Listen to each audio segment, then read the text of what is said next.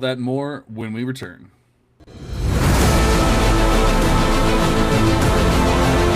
Welcome to the Devy Devotional Podcast, a show devoted to college prospect evaluation with a fantasy football focus.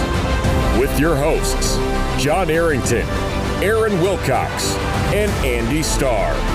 This podcast brings you actionable strategies and player-driven analysis for your Devy, C2C, and Dynasty leagues. Let's dive in.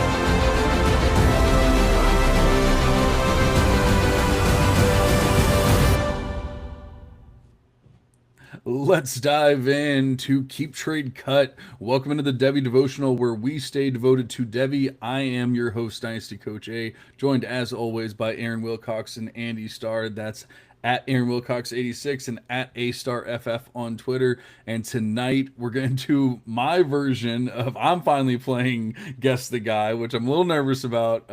Although maybe I'll just pull the host thing. You'll say we don't have enough time for all that. We'll go ahead and skip that one, move on to the next week. But I'm going to play Guess the Guy, and then we're going to do a little bit of Keep Trade Cut. I started getting some questions from listeners, from friends about cutting down for Devy leagues, cutting down for Devy drafts.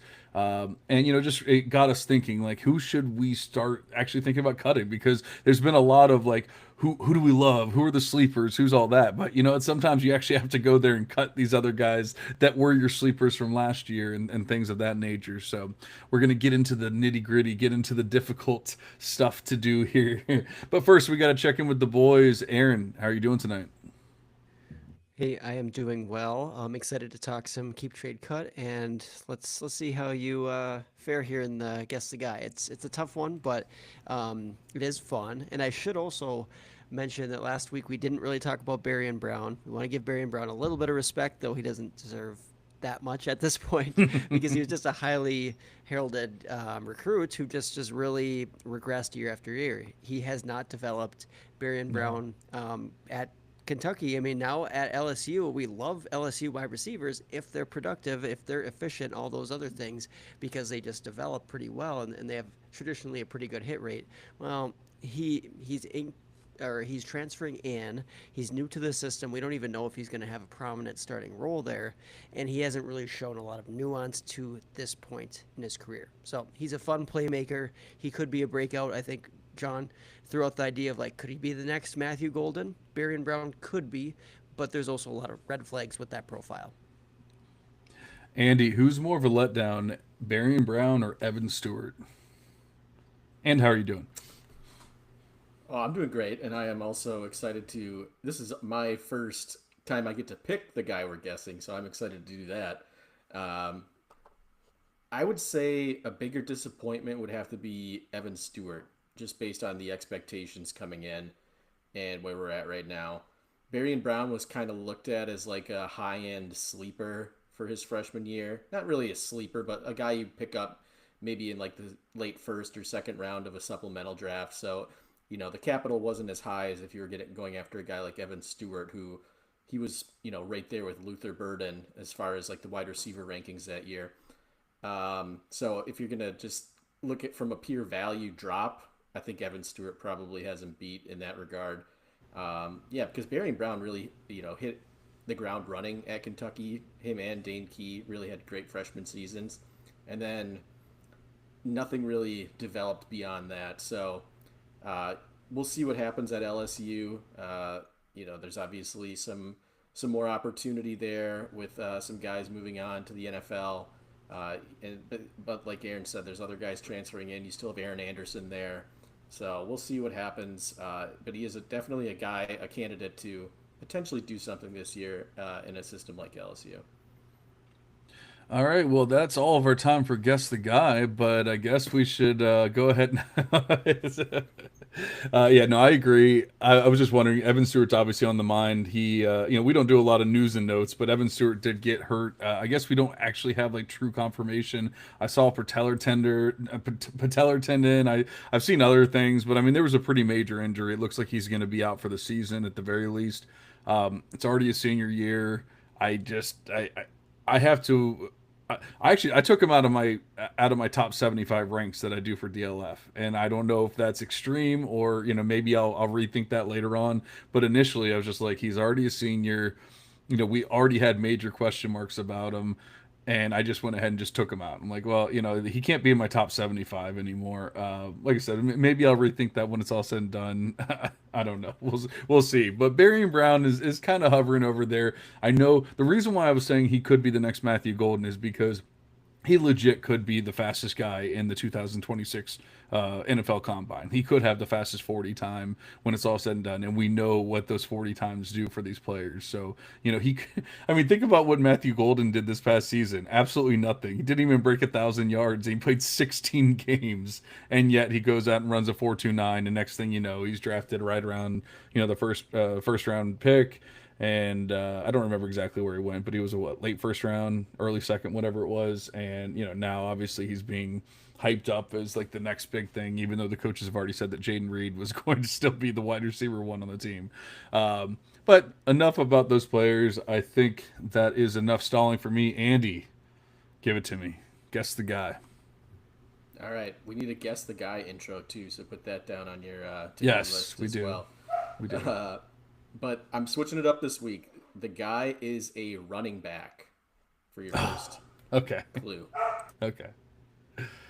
Is this because I said that I was worried about like what I was going to do if we got to the running backs last week? You're really doing this to me already?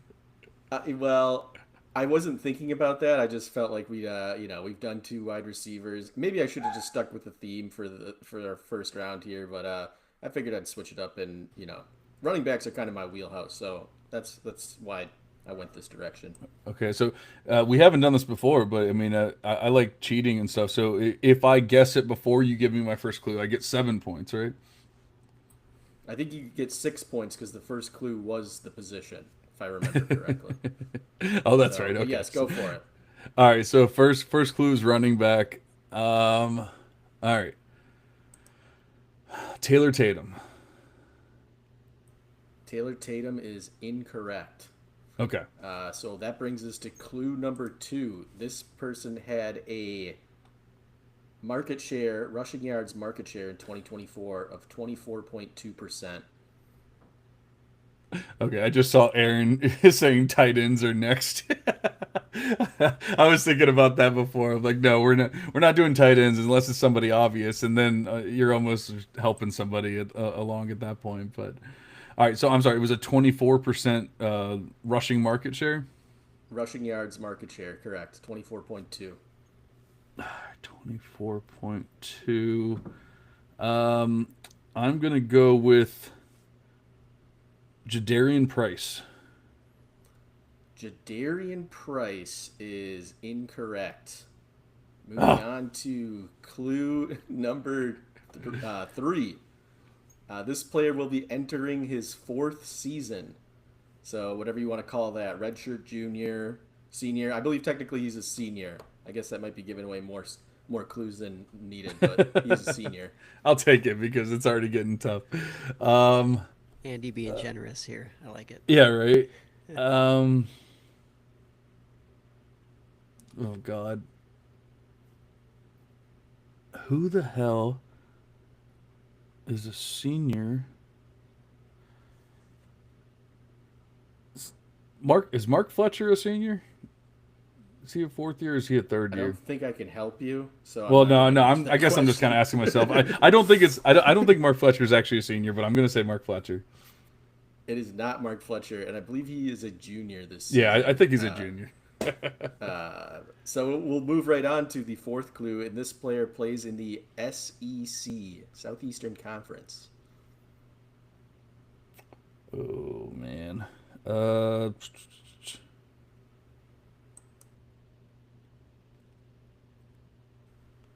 Dead air.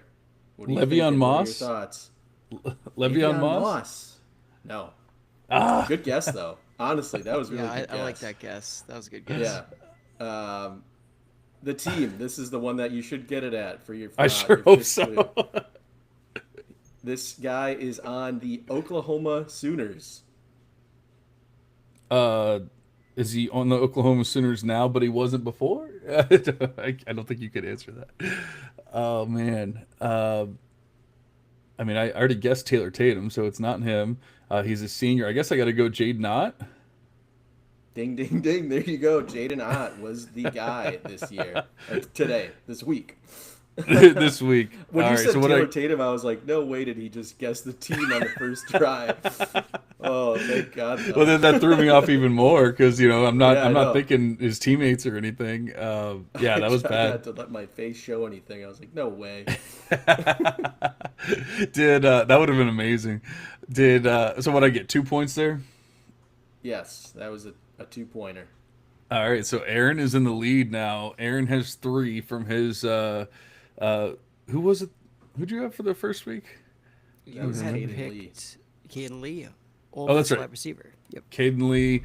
Andy had Barian Brown, and now I had Jaden Ott. So it's Aaron in the lead with 3, 2, and 2. I have a feeling there's going to be a lot of twos. This is not an easy game. I don't know why I thought this was a good idea. It's fine. I mean, but you're right. Like, it's going to be tricky to get it just from the conference. I think it's just going to take some guys getting lucky every now and again. But uh, Aaron nailed it that week. I mean, there's no denying that. So Oh yeah. I mean, I guess maybe it was my fault for being obvious or whatever because I really like Caden Lee, but it's just like SEC Caden Lee. Like, yep. Yeah, yeah. I mean, there's a lot of SEC receivers, so sometimes That there are. you just get it. Yeah, get lucky or whatever. If I'm not playing the game, I actually remember there's more than two SEC teams, and then there's definitely a lot of SEC wide receivers at that point. But, all right, well, my first taste of Guess the Guy was not as bad as I thought it was going to be. I guess I did not look terrible. Yeah, so I'm happy about that. Got that out of the way. But like I said, we are here tonight to talk about some keep trade cut, and then we'll actually get into some like deeper Devy cuts as well if we have the time.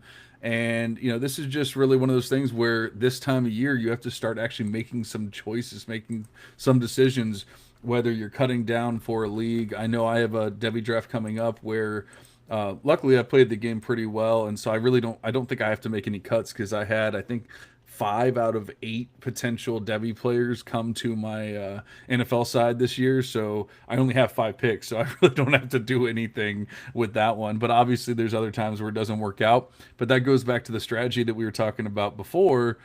From last week, where hey, maybe you don't draft these freshmen and things because they're gonna sit there and rot on your roster while doing nothing, scoring no points for you, and you're sitting here having to make these decisions. Well, we're gonna try to help you with these decisions, and I believe Aaron has a couple of tough ones for us at least.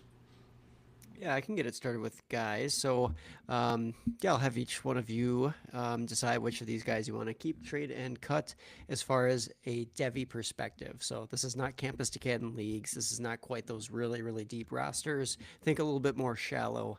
I am not necessarily going to say like a certain amount of keepers or a certain amount of depth, but just know that this is not your deep leagues again. So, I will start with the running back position. So you have Ahmad Hardy transferring up to Missouri.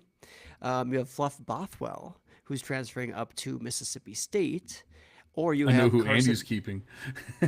maybe, or you have Carson Hansen, Iowa State running back. Some running backs there, a couple guys transferring up in competition levels who had pretty promising freshman seasons, or Carson Hansen, who, could he be the next guy in line there at Iowa State? All right, Andy, start us out here. Your boy Fluff is involved, so I'm not taking the reins here. Yeah, well, my first thought is I'm trading Ahmad Hardy, like without even thinking, just because I don't think Ahmad Hardy's that good, and right now his ADP is around RB 20, 25-ish, so he's probably the highest rated or valued out of that group, and he's the one that I maybe like the least, so I'm trading him to get that value back and hopefully either re-roll with a Devy pick or maybe move him for a guy that maybe isn't as highly valued as he is, but I value that particular hypothetical player more so than him. So I would definitely trade Ahmad Hardy. Fluff Bothwell. The tricky thing with Fluff is like he's going to Mississippi State, which I don't necessarily love for like a big rushing breakout.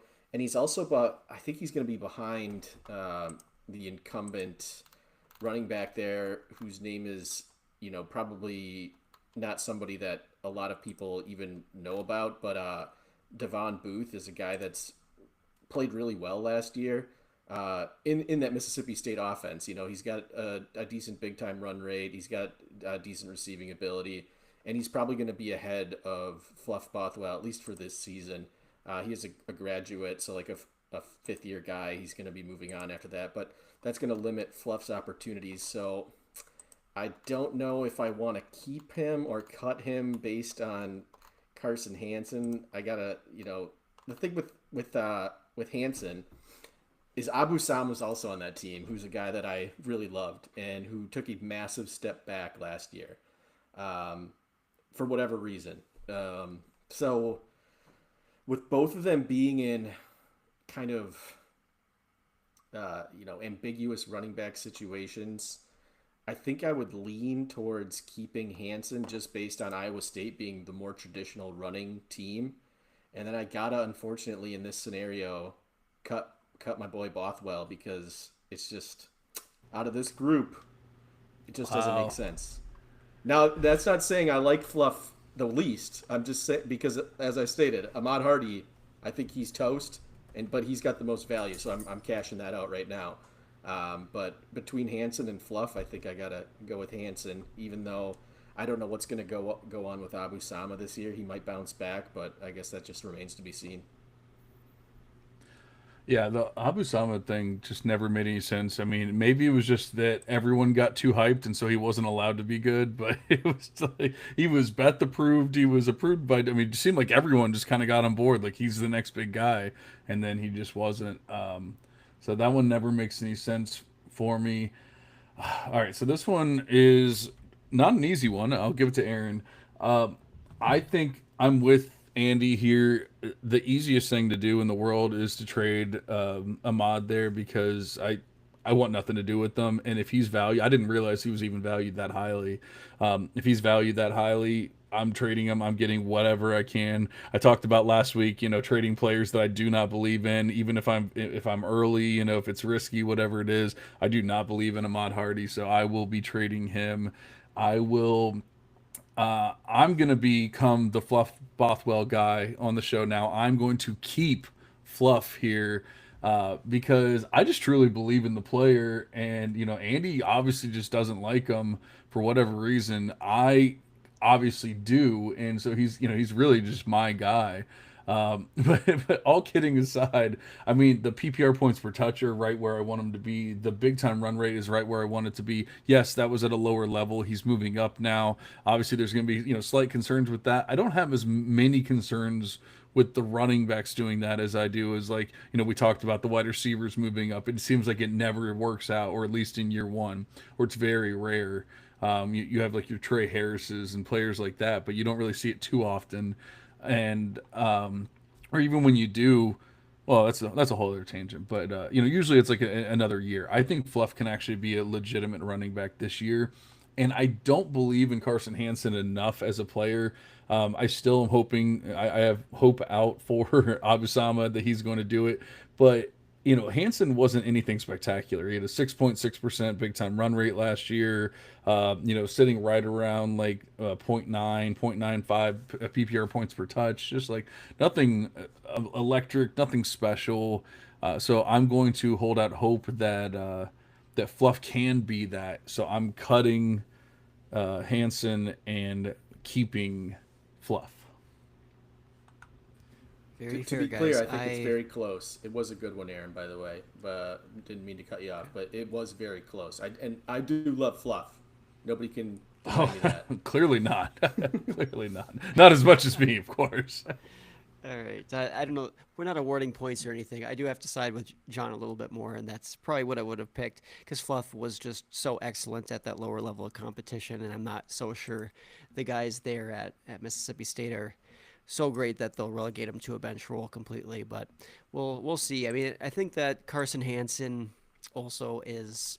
I mean, we talked about, okay, yeah, he kind of stepped up, and Abu Sama took a step back, but Sama, I mean, he was almost the same efficiency wise as Hansen last season, and the previous season he was on a heater for a couple games there, looking really studly. So, is it out of the realm of possibility that Abu Sama kind of storms back and they have like a 1-2 punch that's pretty effective there? No, I think that's completely reasonable, and that unfortunately kind of diminishes Carson Hansen's production and value a little bit.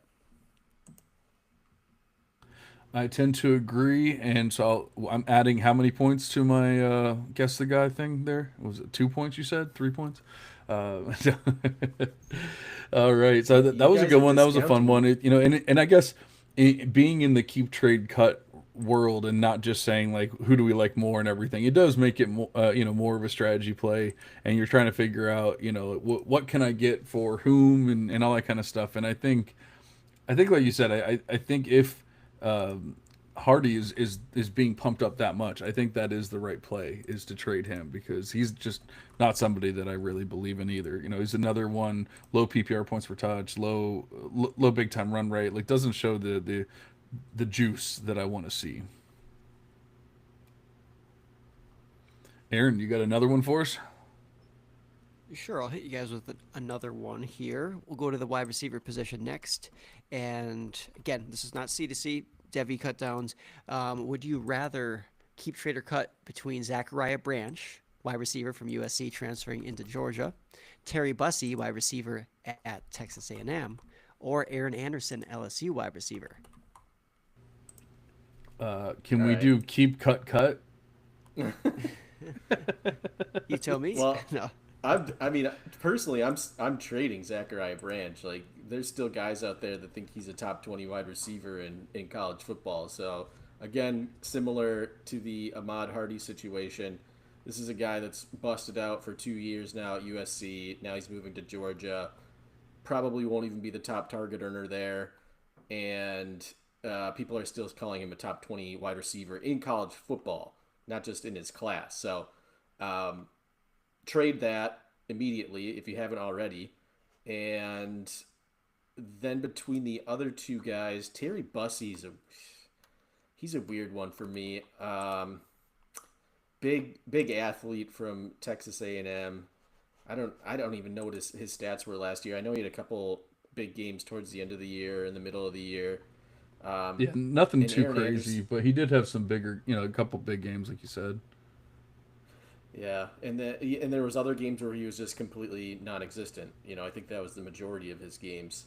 Um, and then Aaron Anderson, I think he's just a consistent piece of that LSU offense. And we've already talked about Barry and Brown this episode. There's a good chance that he's their wide receiver one this year coming out of the slot. I know Nick Anderson's coming over from Oklahoma as well, but he's been dealing with injury stuff and whether or not he's going to be at 100% and just being new to the team this year might have some growing pains. So I feel like I'm going to keep Aaron Anderson just because I feel like he's got the safer floor. Uh, and I just don't feel really strongly about Terry Bussey to keep him over Aaron Anderson just because, Aaron Anderson on a solid team, his role's already defined. He's probably going to get some sort of draft capital next year. Whether that's day two or day three will remain to be seen based on how he performs this year. But I'll keep Aaron Anderson. I know it's not like the home run play, but it just feels like the safer and smarter play in this scenario. That means I'm going to go ahead and cut Terry Bussey. I I get what you're saying here. I'm with you on Zachariah Branch. I don't I, like. I feel like we're just playing the same game that we played last year, and guys, I already won that game. Like Zachariah Branch is terrible. Like he's not good. I don't understand how he's still being considered. I guess because there's not as many proven players this year, so it's like the ambiguity, that's a word. It makes it so that people are going to push him up, but I want nothing to do with them. But if he's at, I just looked him up. He is being ranked at the wide receiver 23 by a very reputable site right now. So yeah, if he's being ranked there, I will go ahead and sell him for that. So I'm trading Zachariah Branch. And then honestly, if you look at Aaron Anderson, who is he? He's Zachariah Branch 2.0. Like he is basically the same player. I don't really I don't like Aaron Anderson. I don't understand how he's getting hyped. He has like a seven. Well, actually, hold on. Let me. I had him up and then I moved over to another player. So I don't want to talk out of my butt here, but I will say his market share is a little bit better, so he is showing a little bit more target earning ability and stuff than Zachariah. But you're still looking at a 7.6 A dot with a 9.6 yards per reception in his in his career. Like these are not great numbers. This is not what I'm looking for out of my wide receiver one or my stud wide receiver that I'm going to draft later on. He's averaged 466 yards in his 3 years. 2.2 PPR points per touch. Like this is just a low floor, low ceiling player. I don't really know why people are getting excited about him. That doesn't mean that I'd love Bussy, but I think that when you look at he has a similar A dot. He also has a low A dot like 9.0, but he's sitting at 13 yards per reception. So he's showing at least showing that yak ability. He's showing more explosiveness. So I'm cutting Aaron Anderson and I'm keeping Terry Bussey. I think that's an upside play for sure with Terry Bussey. Like it's the wide range of outcomes there. It's kind of tantalizing in a way. Like this guy could really be a big time playmaker, or he could be nothing. And I kind of side towards the he's not really a wide receiver. He wasn't coming out. He was not a guy who played wide receiver in high school. He's not polished at this point. He's gadgety. There's some fun nature to his game, but at this point, which feels crazy to say, I think Zachariah Branch is a better wide receiver, and I would also say the same thing for Aaron Anderson. But the issue is with those guys is they're still kind of gadgety. Aaron Anderson, like John said, better production down the field. He can maybe boast that he's 5'8". Aaron Anderson is a tiny wide receiver, and Zachariah Branch is not that far behind him. He's listed at 5'10". I'm skeptical. So yeah, I gave you guys a tough one there. So I'll say a tie between you guys. I like both of the arguments, both of the cases you guys made. Hey, it's absolutely hilarious, and this is not. I'm not making this up. I actually had Aaron Anderson's age in school wrong, and so I just changed it as we were sitting here talking about it, which bumped him up a little bit in the model. Guess who he is directly ahead of in the model in Beth? Now that I've made that adjustment, Terry Bussey. I'm not kidding. Like no joke. I mean, don't get me wrong. They're not high do you want to change your Debbie, answer? What's that? Do you want to change your answer? I do not. Because I still I know you kept bringing up Aaron Anderson's career numbers, but last year's ADOT was over 9, and his yards per reception was like 14 point something. So well, yeah, he's a senior, so we have to talk about his entire career, well, not just 1 year. I mean, yeah, that's what I was doing.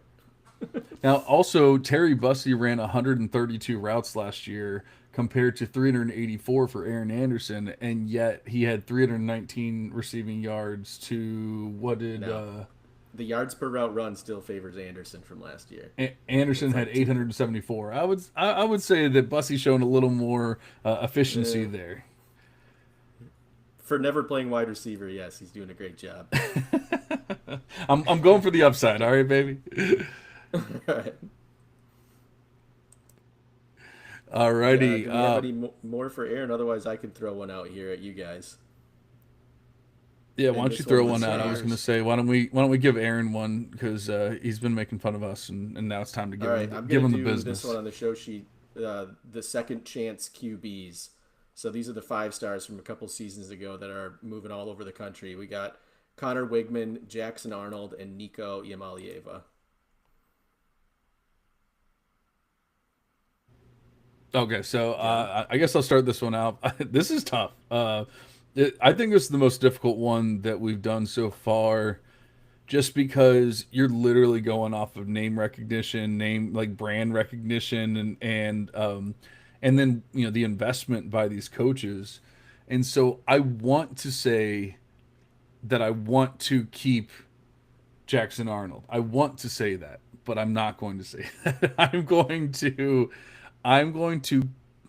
trade Jackson Arnold because I think he's overhyped. I think that it's going to be uh, I still think it's going to be bad. It was really bad at Oklahoma, and I think things are going to be really bad at Auburn as well. I don't see things. I don't see that changing anytime soon. I If they get any kind of pressure on him, he is going to be screwed. He's proven that already at Oklahoma. Obviously, he's going to be in a decent situation as far as talent surrounding him and all that kind of stuff. But I think I think he's overhyped, and so I'm going to trade him. I'm going to cut Nico I because I'm done. I'm completely out on Nico I now. I mean, the team. I get that it was over money, but I've in my short time of caring about college football, I've never seen a team just be like, "Yeah, dude, you're gone." Like I know you were basically our entire team, and we like devoted every ounce of energy that we had and money and whatever else to you, but yeah, you're just gone. And they're like, I don't even care that we're gonna suck for the next 5 years or whatever. We're not gonna give in to your needs. He wasn't that good to begin with. He was already to the point of me saying like I was thinking he was overhyped, and then he goes and transfers over to UCLA. I'm all out. That brings me to my keeper, who is Connor Wegman. This one's just really like a hoping and praying more than anything else. Him going over to Houston, obviously never really worked out at A&M.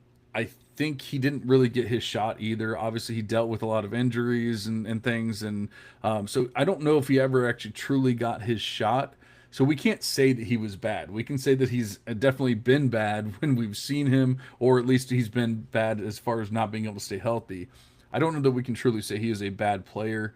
There's athleticism there. There's upside there. So I'm keeping Connor Wegman and hoping and praying he can turn it around at Houston. Okay. We are going to differ here. Differ fairly significantly, actually. So, first things first, I am going to cut Connor Wigman. At one point, I was very much a fan, but injuries just have continued to crop up, and I don't really love the move to Houston. I'm not sold on them. Houston moving up to the Big 12. Um, I don't think that really helps them at all. I don't think that it's a team set up for that much success, despite the talent that Wegman has. So I can understand the appeal there. I'm just out of these guys, I don't know. So I'm going to cut Wegman. I am going to trade Nico. Um, and the reason for that is you talked about Jackson Arnold hype. I think that Nico's still valued a little bit higher, and maybe people, for example, Jackson Arnold last year, he lost value kind of right away. Like he just did not flourish last year in that struggling Oklahoma offense, and he got benched and all those things. Nico's fall here has been a little bit more recent, so I think people will still be kind of hanging on to like, oh, he's this former 5 star. He was pretty solid enough, whatever, at Tennessee. Versus Jackson Arnold, I think a lot of folks have started to write him off completely because of last season. So I am going to trade away Nico on that hype. I'm not really buying into the UCLA landing spot. I think he could be solid there. There's always a bounce back potential with a guy of his talent, his mobility, arm, and size, and all that. But I'm still going to trade him away, get what I can out of him, and then I'm going to keep Jackson Arnold. So at Auburn, I think he's set up with phenomenal weapons there. I know there's competition, but I'm not sold that he gets beat out. I think he'll have this season to operate in a much more efficient passing offense, which is not something I expected to say, that Auburn's a way better situation than Oklahoma. But I think at the end of the day, Auburn set up well with their plethora of wide receivers. They have Eric Singleton, Cam, and they have Malcolm Simmons, and there's some other depth guys there at Auburn. It's pretty exciting wide receiver core. So I'm somewhat excited for Jackson Arnold. I think I'll just keep him out of this bunch. So as far as the keep trade cut, keep Jackson Arnold, trade Nico I, and cut Connor Wigman. I'm gonna have to side with Aaron on this one. I do think the right move is to move Nico for all the reasons John and Aaron said, because that value is as high as it is. Between keeping and cutting Wigman and Arnold, it's tricky. I know Arnold, he had the 12 touchdowns and 3 interceptions last year, but uh, and I know why John doesn't like him is because his yards per attempt was like 5 last season, which is not great. Um, I do think that number will jump up at Auburn because of the weapons that Aaron just listed. Um, and it's hard to discount the freshman season that Wigman had because I think that was a really solid freshman year in the SEC. Uh, and then for whatever reason, there was just a big regression last season, followed by an injury, and things just once the wheels were off, it was kind of over for him last season. Is Houston the best place to bounce back? Probably not, but it could be. He might be like the big fish in a small pond situation there. But he's definitely not going to have the people to throw to that Jackson Arnold's going to have to. And a lot of people, I think, forget about Jackson Arnold's rushing upside. He's a guy that ran for like 600 yards last season. So he does have that part of his game that maybe doesn't get as much attention as it needs to. So between the two, I think I would agree to keep Jackson Arnold and then cut Wigman, which is not to say that Wigman isn't a guy that you could just sit on and watch him really have a really good season in the Big 12 with Houston. But at this point in time, I think I'm going to go with Jackson Arnold, even though he does have that horrible passing analytics right now with the 5 yards per attempt. I think his 8 out was like 7. But part of that too was like who was he throwing to last year at Oklahoma? Angelo Anthony was hurt. Nick Anderson was hurt most of the year. Who was there? It wasn't. It was kind of a mess, that whole Oklahoma team. So we'll see. All three of these guys need to put in some work, but I think that's kind of how I see it right now. Yeah, and I can't argue with you. I was just trying to take advantage of the Arnold hype, but obviously there's probably, I guess I haven't really heard much Nico hype since the actual transfer, so I don't know. I haven't like honestly paid attention to like where he's being valued and everything, but if people are still valuing him as a high-end QB, that was another one. I said how I took Evan Stewart basically out of my top 75. I didn't completely take Nico out of my top 75, but like he's definitely there at the back end. I want to say he's like 72 or something like that. So I have moved him down quite a bit just because of not to say that obviously we've seen players transfer, we've seen it work out. I don't know that we've seen the transfer to UCLA work out. Especially like the way that it happened and everything. I just don't know that I can get on board with that. But who knows? We will see what happened. We also saw how bad Dante Moore was at UCLA, and now people are saying like he's the next greatest thing that's ever happened. So can we expect things to be that good at UCLA? I don't know. I'm having trouble with that one. We're actually doing pretty well on time here, so I just created one on the fly for you guys. Hopefully, it'll be a fun one because I literally just came up with it a couple seconds ago. But I will ask you guys just so I can get in the mix and make fun of you guys instead of you guys making fun of me and my choices. We're gonna go with keep trade cut Denzel Boston. We're gonna stick with the wide receivers here.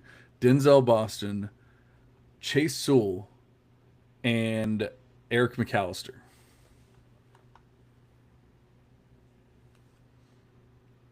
Okay, I can go here. I am going to trade Denzel Boston. There's just a lot of hype. People really seem to like him. I'm not necessarily buying in there. I just don't think there's anything special about his profile or how he's going to translate to the NFL level. And he could have a solid season this year, but I don't think he's going to be some sort of like Heisman or like top Bolitnikov type of guy. So I'm probably going to have to cut Denzel Boston, or sorry, trade him. At the end of the He's at the wide end of the receiver day, 14 right now in Campus to Canton's ranks. So that wow. is that is high. Yeah, yeah, that's lofty for sure. I definitely don't have him that high, though I do rank for the Campus to Canton site actually with the Devy rankings. I don't know if you're looking at Devy ones, but Yeah, and that's with me ranking him pretty low then, I assume. So, That was um, actually C to C. Hold on, okay. I'll go to Devy here and 19 wide receiver 19. Okay, fair enough.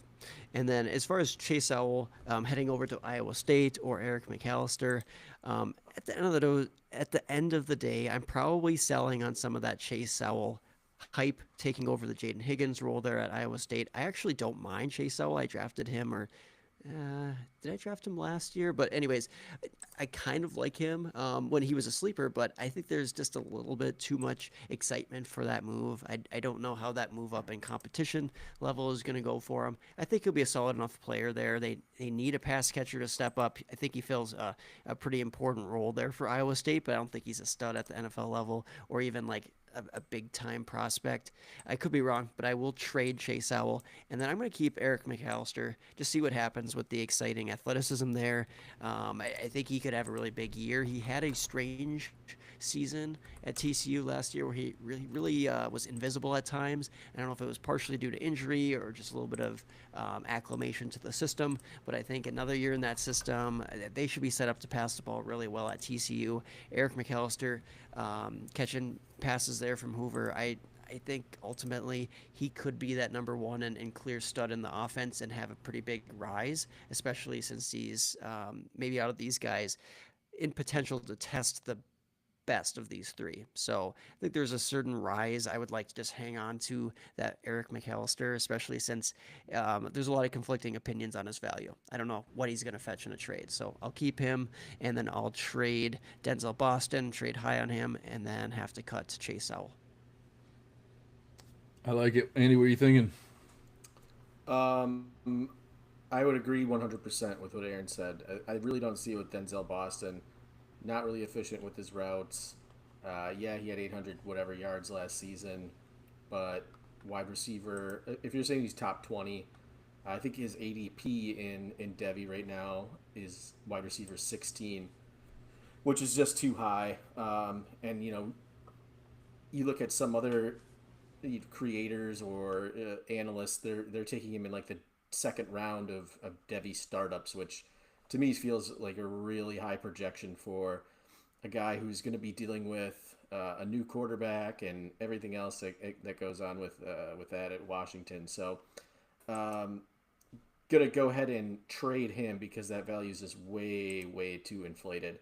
And then same thing with Chase Sowell.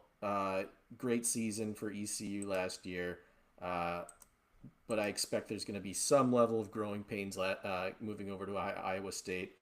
I know that step up can be tricky. Jaden Higgins did do it though, moving from JUCO up to Iowa State, and he did really well. So maybe there's a similar situation there, but I'm not willing to project it right now, especially with Eric McAllister, who's now, you don't have Savion Williams there, you don't have Jack Besh there, and he's a guy for his career between Boise State and even last year he had nearly 3 yards per route run, but for his entire career, he is sitting at 3.05 yards per route run and almost 2,000 receiving yards in his career. So I think he could have a really big season with Josh Hoover throwing him the ball. And if you're looking at his ADP, out of these three guys, he's actually the lowest by quite a bit at wide receiver 58. So it seems odd, but that's the one that I would keep. I really feel like he's the best out of the group and the one that is most likely to turn around and have some NFL success. We're 3 for 3 here, boys. Maybe I made it too easy. I don't know. Like I said, I made it on the fly, but I'm right there with you. I, I'm trading Boston. I don't understand where the hype came from. Honestly, the Denzel Boston thing, and maybe it's just because they were on the same team at one point, whatever. But it reminds me of the and now my mind just completely went blank. The small guy, Tez Johnson. It reminds me of the whole Tez Johnson thing all over again, where this player gets hyped because of the role he's playing for his team. And, like people were talking about Tez Johnson possibly being like a first round pick when it all came, when it was all said and done. And then obviously, what was he, like a sixth round, seventh round pick or whatever he was, yeah, he made a little bit of buzz at the Senior Bowl, and maybe Boston can do the same thing, but just not a player I believe in at all. Not a player that I think is going to take some next major step, especially moving schools now and everything. I don't see it. I guess I hate to harp on the whole low A dot thing, but like you're never going to get me excited about these low A dot players unless they're doing just absolutely unbelievable things after the catch, and I don't think that's Denzel Boston. Chase Sewell's kind of the opposite, where like he has a higher A dot, he has.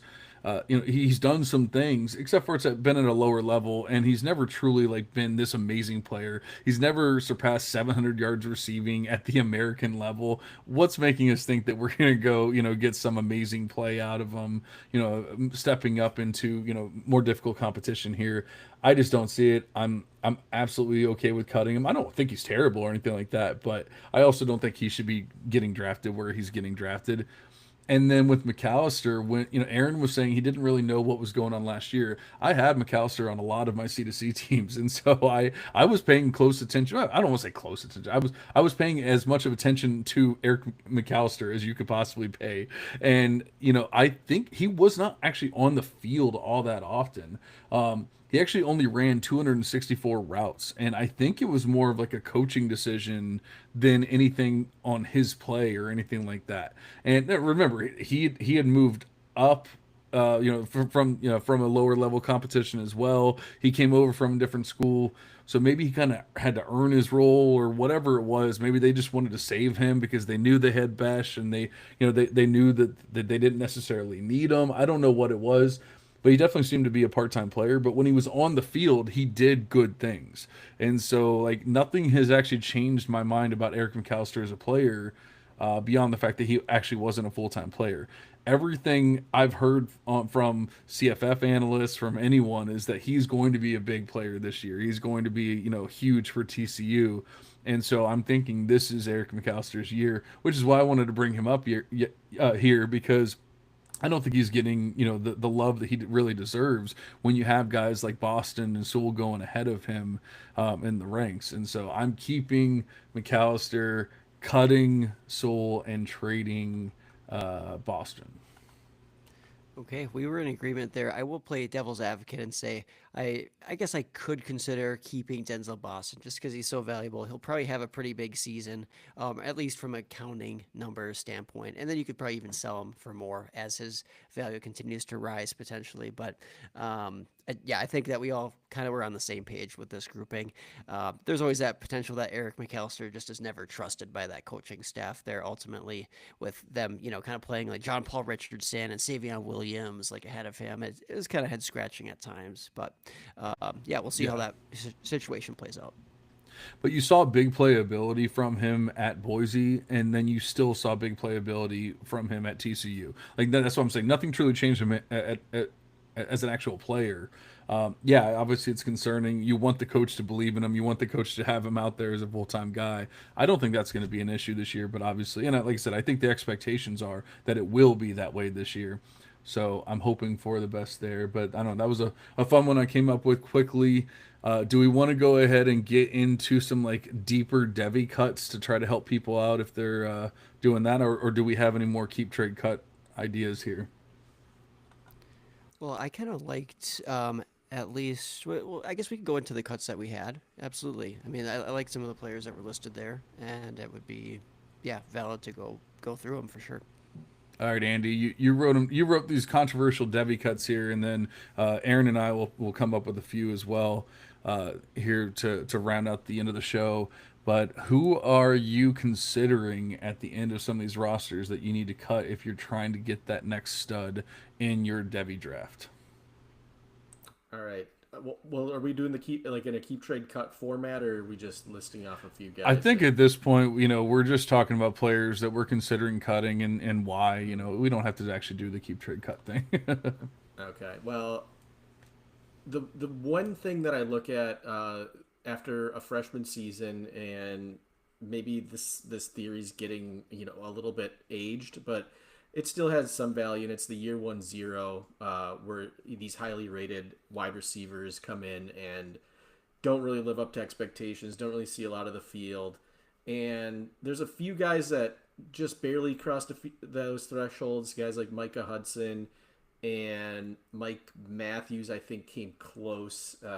He was at like 90 yards receiving last year, so he was very close. but I'm not sure if he really crossed the threshold. But one guy that didn't do anything was Ohio State's Milan Graham. And he is a guy who is on perhaps the deepest top to bottom wide receiver depth chart in the country at Ohio State. And you've already got Jeremiah Smith and Carnell Tate, and the competition for targets, much, not even targets, like just seeing the field is going to be difficult for a guy like Milan Graham who didn't even play last season. I know he came in as a pretty highly recruited freshman, but at this point he just feels like a guy that, maybe you spent like a second or third round Devy pick on last year. If you can move him, which I don't think you can, unfortunately, do that. But if you're looking to make space and you're in like a shallower Devy league where you maybe can only keep 5 or 8 guys, he's a guy that I would probably just say, you know what, it didn't work out. Let's re-roll with somebody else.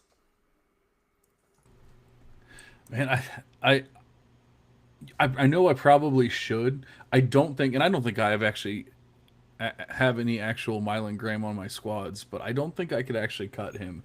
He had a really big spring game, or at least he had a huge play in the spring game. I've been hearing some hype, talking about him. We know that obviously they always are going to have good wide receivers there, but it's not as crowded as it was before. I don't think it's unreal or unrealistic to think that he could carve out some kind of role. And obviously, it would be at Ohio State. That would be exciting for us if he does do it. I really liked him as a prospect or as a recruit, so I don't know if I could. You probably should. I'm okay saying that. I just don't know if I actually could if I had him, just because of the stuff that I've heard from the spring game and spring practices and stuff like that. That he was just looking like a different player. And it doesn't really blow my mind that he couldn't get on the field with Jeremiah Smith, Emeka Egbuka, Carnell Tate, Brandon Ennis, whoever else out there in year one. Yes, we all believe that the year 1-0 theory has at least some merit, if nothing else.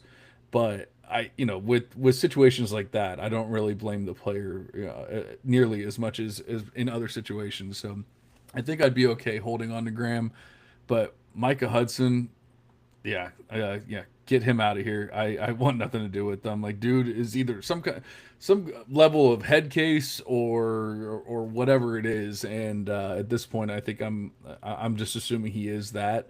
And there's not too many players that I'm willing to give that much leeway to once you've proven that you just really can't handle life, much less playing football. Yeah, we have some dilemmas here because Micah Hudson's talent off the charts, but like John said, there's just the weird transfer situation, and he should have made more of an impact as a true freshman if he was truly going to stick out at the or at the college level and really be a serious player there. I'm not willing to completely write him off. Just because of that talent, but I mean, I'm not going to rank him aggressively by any means. You have to drop him down significantly. He was not a big part of the offense this last season, but he was the most, we'll say, explosive of the Texas Tech wide receivers. It's just like he really didn't do much from a counting stat standpoint. So, kind of just a small sample size there. I can't really buy into Micah Hudson. Again, with all the flip flopping transfer wise, he just doesn't know if he like where he wants to play football. Maybe if he wants to play football, I don't want to speculate too much, but it's a lot of red flags. Mike Matthews, I am the most comfortable keeping him, I guess, if we're still talking about like keep trade cut. Like I would trade Micah Hudson if I could. There's probably still somebody out there who believes in him. Like I was just saying how talented he is. People don't really forget that talent, and he was the clear best recruit out of any of these guys grouped here. So trade Micah Hudson. I'm keeping Mike Matthews. I think that there's a chance he could be a pretty darn big producer in the SEC at Tennessee. I don't love how they develop wide receivers. I don't know that he wasn't a technician coming in, so there are some concerns there. But he has some interesting aspects to his profile, his athleticism, and then Milan Graham. Like John said, it's kind of hard to cut a guy like that, but in a Devy league, I'm cutting him. Like he just did nothing. I don't see him like cracking the top three at all this season at Ohio State. I mean, even if there was an injury to like a Carnell Tate, I'm just kind of skeptical with Milan Graham, despite some promise within his high school profile. He really was not good his senior year either in high school. He took a big step back. So there's definite concerns there at Milan Graham. I understand the Ohio State situation. You like to have guys there. But so, yeah, he's the guy I'm probably cutting out of that group. Yeah, I Yeah, guess we just to could look at circle it it if we're all gonna do back. like. Oh, God. I'm sorry. Well, I was just gonna say, just to get my thoughts on those other two guys. Um, for Micah Hudson, it's kind of reminiscent. I'm not saying the players are the same at all, but very reminiscent. I think of a guy, Agia or a guy Hall from Alabama, who just kind of flooded the scene, had a big spring game, was in the college football playoff, making plays for Alabama, and then you know released from the team, had to transfer to Texas, where they had all sorts of disagreements. And I'm not saying that that's what is the same thing going on with Micah Hudson, but it kind of feels similar. Just not knowing where a guy's head's at in relationship to the game. And then I agree with Aaron about Mike Matthews. He's really the only guy that I think I could safely say is going to have run like over 200 to 300 routes this season, maybe have 400 to 500 yards receiving, and he could even do a lot better than that because the top three receivers from Tennessee are gone now. You got Dante Thornton, Brew McCoy moving on, and then of course Squirrel White is now at Florida State. So there's all sorts of opportunity there, and this is an offense, a spread system. Heupel loves to throw the ball. I know the quarterback situation. Maybe it's an improvement going from Nico to Aguilar. We'll see what happens there, but it'll be interesting. But I really feel like he does have the opportunity to at least be the best wide receiver on that team, whereas there's no argument for the other two to even being in the conversation. Maybe you have an argument for Hudson if he does get his head on straight because he did play really well, or at least well enough when he did see the field last year. It was just such a small sample size that uh, you really can't draw too many conclusions from it. All right, I was gonna come up with three, but we're kind of running out of time here, so maybe I'll just bring up one player here that is kind of a hot topic for Aaron and Andy, I believe, and it's Jamarian Miller. Are you willing to cut him on your Devy rosters? Because I know, at the very least, there was hope in the past, but I don't know if he's ever truly become the player that we were hoping for. I was going to mention Dion Burks and Nick Anderson and kind of make it a thing, but I don't know if you guys want to talk about them really quick as well. Just really like three players that I think are sitting on the end of rosters, and people can probably actually have to make these decisions here. With it being a weak incoming freshman or a future class here this next year at the running back position, I think there still is a route for Jam just to impress if he finally just gets things figured out within the Alabama system. He has the backfield entirely to himself. He could seriously have a breakout season, not having to share that with Justin Haynes at Alabama. Um, I mean, am I moving him down my ranks after he's kind of struggled to really take over here? Yeah, absolutely. But no doubt there's still some talent with Jam Miller, so I'm kind of willing to hold on to him. But it's very dependent on your roster and how much space you have, right? I will say that Nick Anderson, I do have a sliver of hope, but he's kind of more of a C2C stash at this point. Like you're hoping that he makes a pretty big impact there at LSU this year. Even that, he's not the most nuanced. He's kind of a long shot for me to be a true NFL producer. Like I could see him being a oh, what's his name, Pat Bryant at Illinois, who came on like got drafted what late day two. He could be like late day two, early day three type of guy. Nick Anderson.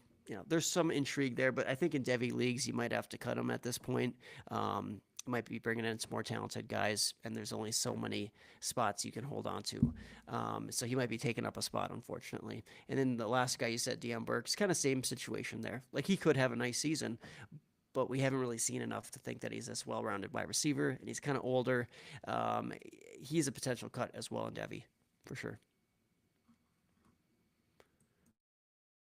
I'll just speak about Jam Miller. I think Aaron touched on the wide receivers enough, but I think you can cut him honestly. He had like like a three. What was it? Like a 30, like a 3% big time run rate last year.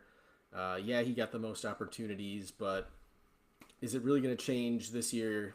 I don't expect like Richard Young to uh, cut into his carries at all. Maybe Dre Washington coming over from Louisiana, Raging Cajun gets some play over there. The freshman that they brought in, um, I can't even think of his name. It's like Ackland Deer. I haven't heard anything about him. I'm not even. I mean, I know he's on the team. I know he It's enrolled, but weird. there's like He's a high end no. recruit, and like just seems like no one likes him. It's the Yeah, weirdest thing, man. like you can't even get the coaches to talk about this guy. So I don't know what's going on with Ackland Deer.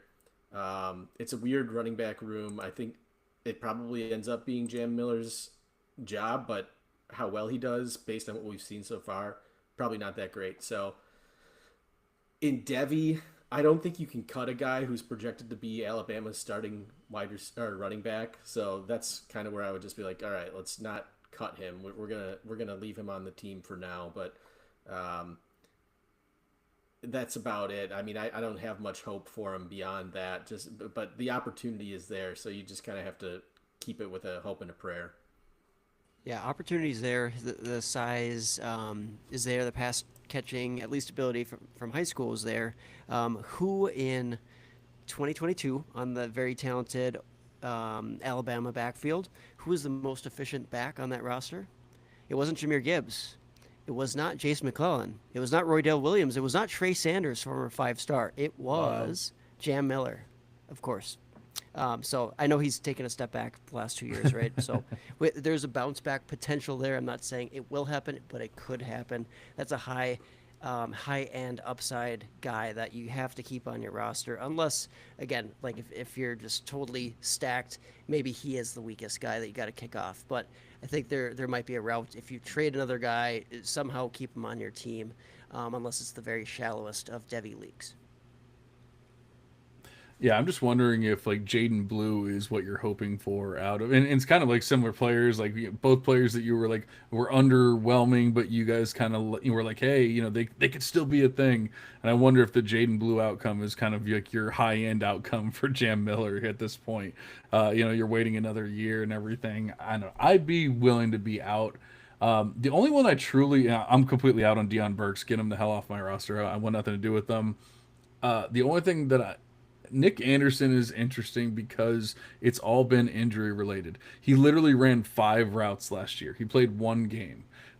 He never played again. He played 3 games in his freshman year. I think that was also injury related, if I remember correctly. And then uh, and then he had a big second year. Almost 800 yards, 21 yards per reception, all that kind of stuff. He showed that big playability. He showed the ability to take over a game. We just haven't seen it actually all like work out and everything. So I think if there was anyone that I'd truly be okay with holding on to, it would be Nick Anderson. But honestly, all 3 of them, I'm okay with it. If you have just a stud that you have to add or whatever, I'm okay dropping any of them. But I'm still holding a little bit of hope out for Nick Anderson, even though I know there's not much hope for him out there and by a lot of other analysts. So I might be the last one holding on here.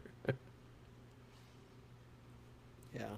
Yeah, and I think that was fair with like Jaden Blue, like kind of holding on, like hoping that he takes that step forward, right? Really dominates, can take over, like we expected maybe from Jonathan Brooks at Texas. But Jam Miller's, I mean, he's like 20 pounds heavier too, so he does have more 3 down, um, like skill set and size, that type of thing. So yeah, who knows what'll happen, but like kind of interesting guys on the back of the roster. But like you said, you might have to cut some of these guys for sure in Devy leagues.